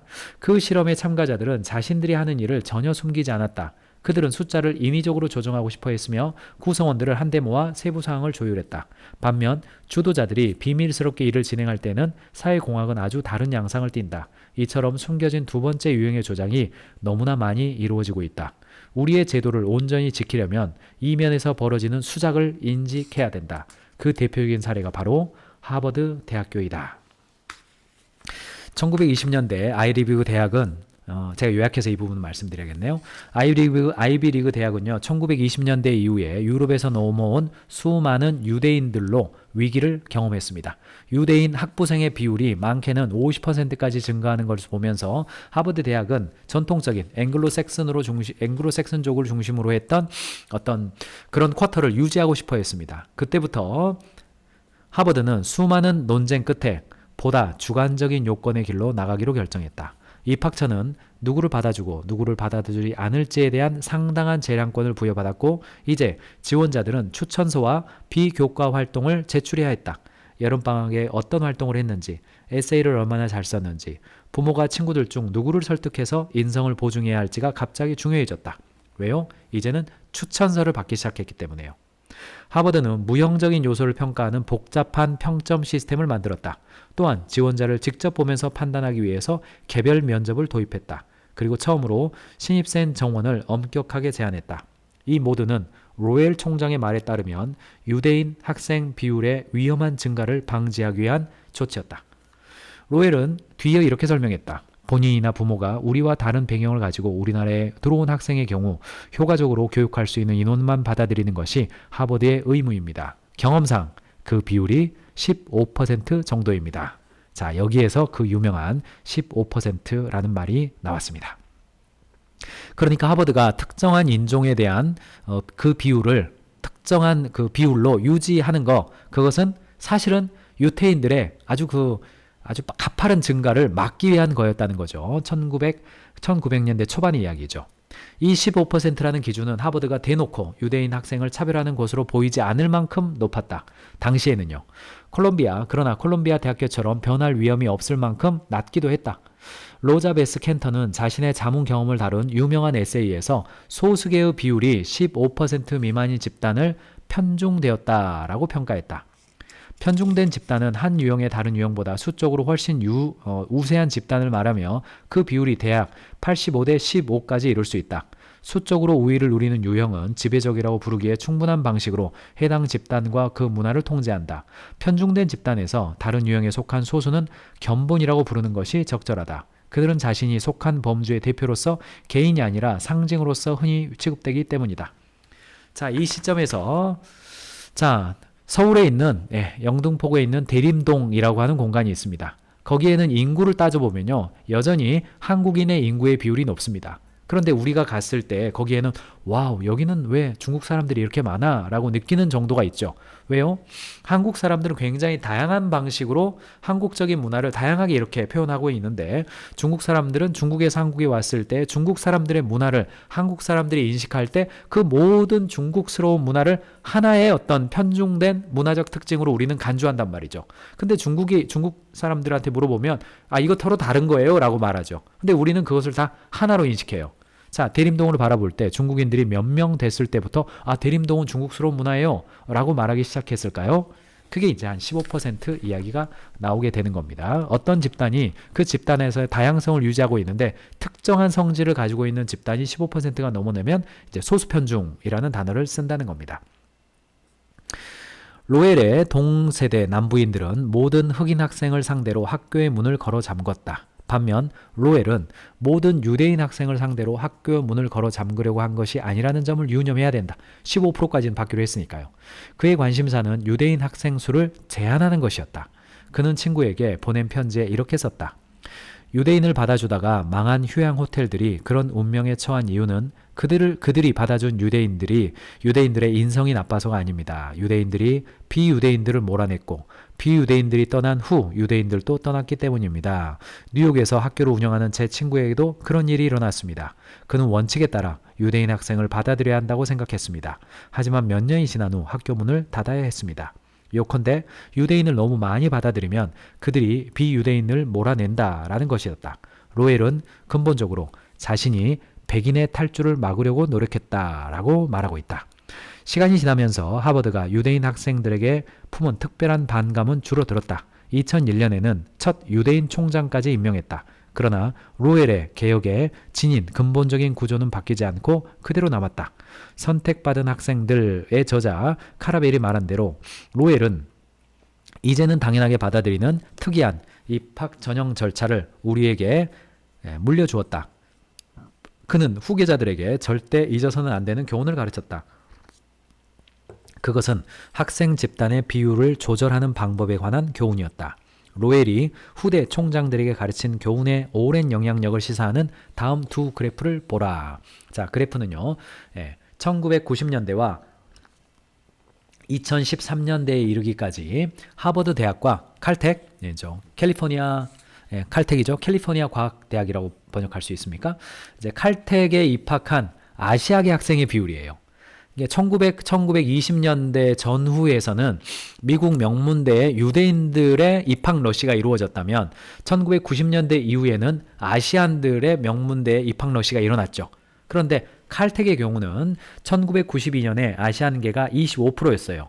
그러다가 2000년에 24%, 2005년에 38%, 2013년에 42.5%까지 증가합니다. 자연스러운 상태에서 그런 정책을 사용하지 않은 상태에서 절반 가까이 증가해요. 상대적으로 하버드대에 입학한 아시아계 학생의 비율을 보니까요, 얼마나 어떻게 됐냐, 그 비율이, 여기는 이제 비율제를 운용하고 있는 거잖아요. 그곳은 어떻게 바뀌었냐? 1992년에 19%였습니다. 1992년에 19%고 2000년에 17%, 2005년에 17%, 2012년에 17.7%, 2013년에 18%.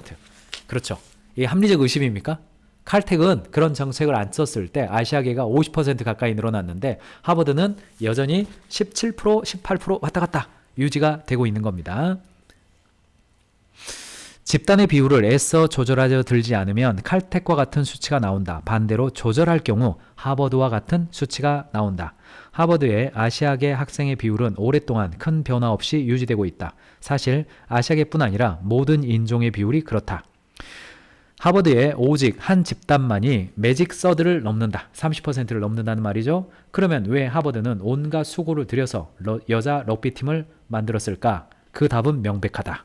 결론 나옵니다. 운동부는 하버드가 집단의 비율을 유지하는 수단이다. 자, 그래서 인종, 민족별 하버드 입학 비율이 여기에 표로 지금 증거로 제시되어 있는데요. 여기를 보니까 자, 2014년 기준 아프리카계 미국인이 11%, 히스패닉 13%, 아시아계 미국인이 19%, 미국의 원주민이 1.9%, 예, 인디안들이죠. 백인 및 기타가 53%. 그러니까 그 비율을요, 꾸준히 일정 정도의 비율을 꾸준히 유지하고 있는 겁니다. 그래서 이 법정에서는요, 합리적 의심을 하는 거예요. 근데 하버드는 우리 그런 비율 없습니다. 예, 우리는 자유롭게 뽑고 있습니다. 이렇게 말하는 겁니다. 그것이 티핑 포인트를 이미 학습한 1920년대 하버드 총장, 로엘 총장의 어떤 오랜 100년이 넘는 그런 교훈이 되는 겁니다. 이 양상은요, 네, 하버드만 그럴 뿐 아니라 다른 미국의 다른 학생들도 다른 명문 대학들도 비슷합니다. 2022년 대법원에서 소수계 우대 정책과 관련돼서 또 다른 소송이 벌어졌다. 이거를 표현을 뭐라고 부르냐면요, 소수계 제한 정책이라고 부르질 않고 공식 이름이 소수계 우대 정책이라고 부르는 거예요. 그러니까 뭐 약간 우리가 이 사건을 볼 때 아니 소수계 우대한다 그러는데 왜 한국 사람들이 소송을 내지? 아닙니다. 소수계 우대 정책 안에 쿼터를 조절하는 게 있는 거고, 한국 사람들은 우대 안 해주면 차라리 우대 정책 이런 거 쿼터, 흑인들 우대하고 소수계 우대 안 하고 그냥 실력대로 하는 게 우리는 더 좋아요. 열심히 공부하니까. 그러니까 우리가 이제 우리라고 하면 맞습니까? 아무튼 한국계가 소송을 낸 거죠. 이번에는 공정한 입학을 위한 학생들과 하버드 총장 및 평의회 사이에 벌어진 소송이었다. 이무렵 대법원은 미국 대학들 그리고 그들이 명시하지 않으려는 수치가 전체 입학 사정 시스템의 토대가 될 수 있다는 가식적인 주장에 대해서 인내심을 잃은 상태였다. 그래서 그냥 두 손을 들어버리고 모든 인종 기반 소수계 우대 제도는 위헌이라고 판결했다. 그렇죠. 위헌 판결이 났습니다. 대법원이 의견을 발표했을 때 하버드 대학교는 아래와 같이 분노에 찬 성명을 발표했는데, 잘 들어보십시오. 하버드 대학이 이렇게 발표했어요. 우리 대학은 복잡한 세상을 헤쳐나갈 리더들을 양성하기 위해서는 인간 경험의 다양성 측면을 반영하고 체험한 학생들을 받아들이고 교육해야 된다고 믿습니다. 우리의 정체성을 이루는 어떤 요소도 결코 무의미할 수 없습니다. 무슨 말이에요? 아니 뭐 공부만 잘했다고 해서 그런 사람 뽑으면 안 됩니다. 우리는 공부뿐 아니라 운동도 잘하고 사회적 관계도 좋고 그런 사람 뽑아야 됩니다. 우리의 정체성을 이루는 어떤 요소, 그러니까 이제 백인들이 가지고 있었던 전통적인 요소를 무의미하게 할 수 없다. 우리 대학은 언제나 기회가 주어지는 곳, 오랫동안 거부당한 사람들에게 문을 열어주는 곳, 많은 학생이 부모나 조부모는 꿈꾸지 못할 삶을 살아가는 기회를 주는 곳이어야 합니다. 누구에게요? 원래 다녔던 동문들에게. 이런 거죠. 말콤 글래드웰도 이렇게 일가를 했네요. 이 성명에 담긴 여러 층위를 이해하려면 예수의 수사 정도는 되어야 할 것이다 라고 일가를 했습니다. 무슨 말인지 못 알아듣겠다, 뭐 이런 이야기죠. 네, 지금 시각이 8시 20분인데요. 다음 주제로 들어가기에는 시간이 많지 않은 것 같습니다. 여기까지 읽어드려야 될 것 같습니다. 다음 주제는 집단 감염 사태, 메리에트에서 있었던 집단 감염 사태에 대해서 이야기가 나오고요. 그 다음에 홀로코스트, 뭐 독일 유대인 학살 사건이죠. 히틀러가 유대인들 100만 명이 넘는 사람들을 학살한 사건이 이제 2차 세계대전 때 홀로코스트 사건인데, 그것도 1976년에 있었던 MBC 방송국의 한 다큐멘터리 때문에 미국 사람들의 절반이 그 다큐멘터리를 봤고, 그것이 유럽에도 방영되면서 유럽과 미국의 사람들의 인식을 바꾸었고, 그 달라진 인식이 우리가 지금 홀로코스트라고 말하는 것으로 영향을 미쳤다라는 이야기를 책의 후반부에 알려주었고요. 동시에 후반부에는 이 집단 감염, 우리 코로나19 사건이 있었을 때 어떤 양상으로 그것이 벌어졌는지에 대해서도 이야기를 해주었습니다. 그리고 후반부에는 미국의 마약 확산 사건이 어떻게 의료계와 결탁되어서 그것이 과잉 사용되었고, 그것 때문에 지금 미국이 마약 문제로 심각한 것에 대한 이야기도 말을 해주고 있습니다. 오늘 이야기는 여기까지 읽어드려야 될 것 같습니다. 책이 굉장히 재밌게 쓰여져 있고요. 말콤 글래드웰이 왜 25년 만에 다시 티핑 포인트에 대해서 말해주고 있는지, 그래서 티핑 포인트가 얼마의 사회를 이렇게 열려주고 있다라고 하는 점에 있어서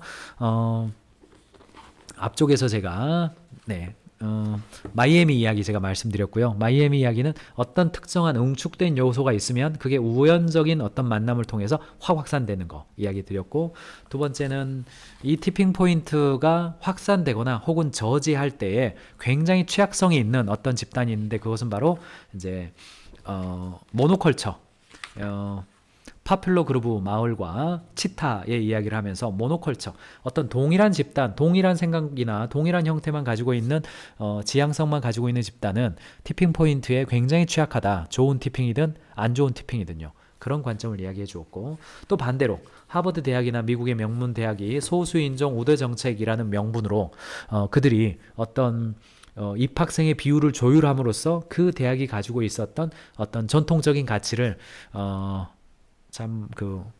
작전 세력처럼 지키고 있다라고 하는 지점, 거기에 대한 평가는 뭐 다를 수는 있겠습니다만, 어쨌든 그런 방식으로 티핑 포인트를 활용하고 있다라고 하는 측면을 이 책에서 이야기해 주고 있는데, 뭐 재미있으시죠? 재밌습니다. 그래서 말콤 글래드웰의 티핑 포인트의 설계자들, 빅 트렌드 법칙과 소셜 엔지니어링의 비밀이라고 나와 있습니다.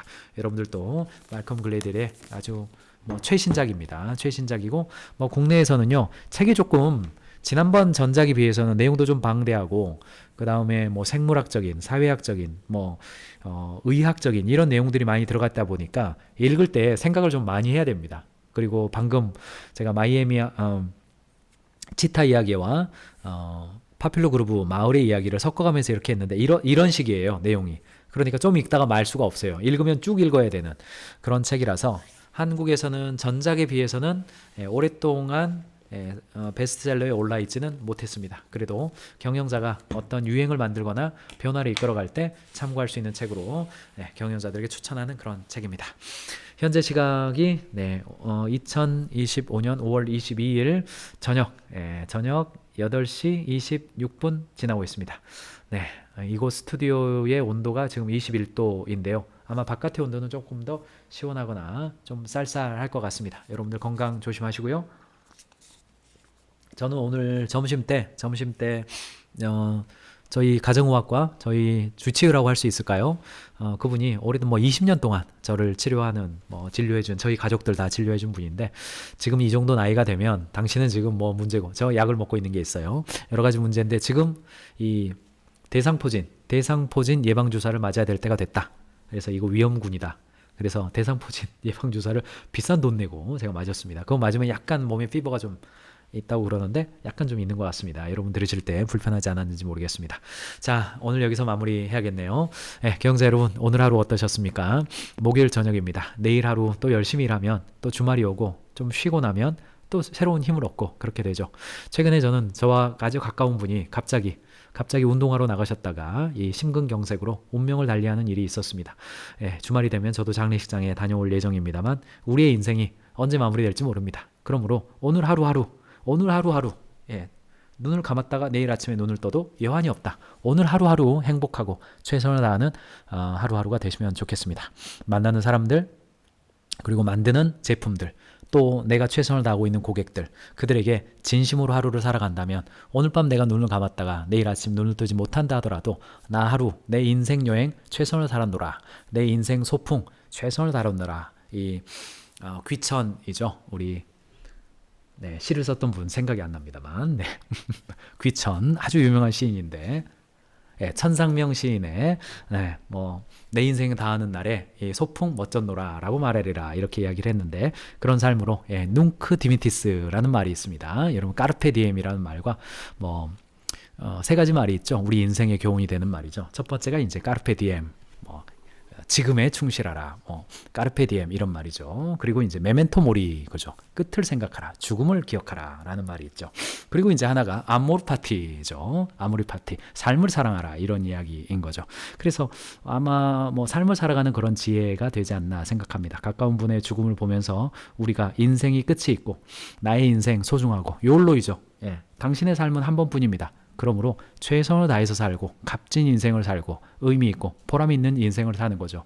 그러나 또 한편으로 보면 미래의 어떤 삶을 위해서 오늘 하루의 삶을 희생하는 삶은 언제나 아쉬운 것이죠. 이제 좀 좋아졌는데 아이고 어떡해요. 이런 이야기가 아니라 저는 하루를 살아가는 방식이 미래에도 물론 행복한 삶을 지향합니다. 그러나 오늘 하루의 삶도 내 주변에 있는 사람들을 간단하게 여기질 않고 내 주변에 있는 사람들을 사랑하고 그들을 위해서 최선을 다하는 하루를 살았다면 미래에 내가 꿈꾸는 어떤 삶이 비록 오지 못하고 갑작스러운 운명을 달리한다 하더라도 내 삶을 값지게 살았노라 라고 죽음 이후에 나의 삶을 돌아보면서 그렇게 보지 않겠습니까? 또 나를 기억하는 나의 자녀들, 또 나를 사랑해 줬던 사람들이 나의 장례식장에 와서 어떻게 말할까? 아, 저 사람은 미래에 어떻게 되어지는 모습을 위해서 인생을 희생하다가 죽었어. 저는 그런 말 듣고 싶지 않습니다. 아, 김경민, 저 사람 지금 죽어서 관 속에 들어갔지만 하루하루 행복하게 산 사람이었어. 자신의 인생 값지고 보람되게 산 사람이었어. 아, 좋아. 저는 그런 말 듣고 싶습니다. 여러분들도 그런 하루하루 만들어 가시면 좋겠습니다. 현재 시각 이제 8시 30분이 됐습니다. 마칠 시간이 됐네요. 오늘 하루 여러분들 하루 보람찬 하루였기를 바라고요. 오늘 밤 해가 졌습니다. 편안하게 쉬시고 잘 숙면하시고 내일 아침에 즐겁게 일어나셔서 유튜브를 다시 켜거나 가인즈 캠퍼스를 켜시면 김경민의 경영 벙커가 또 나오겠습니다. 내일 아침에는요 목소리 톤도 다시 올려서 여러분들에게 유익한 강의를 전달해 드리기 위해서 다시 이곳 스튜디오에서 마이크와 카메라 앞에 서겠습니다. 사랑하는 경영자 여러분, 오늘 하루 수고 많으셨습니다. 편안한 쉼 되십시오. 비즈니스는 사랑입니다.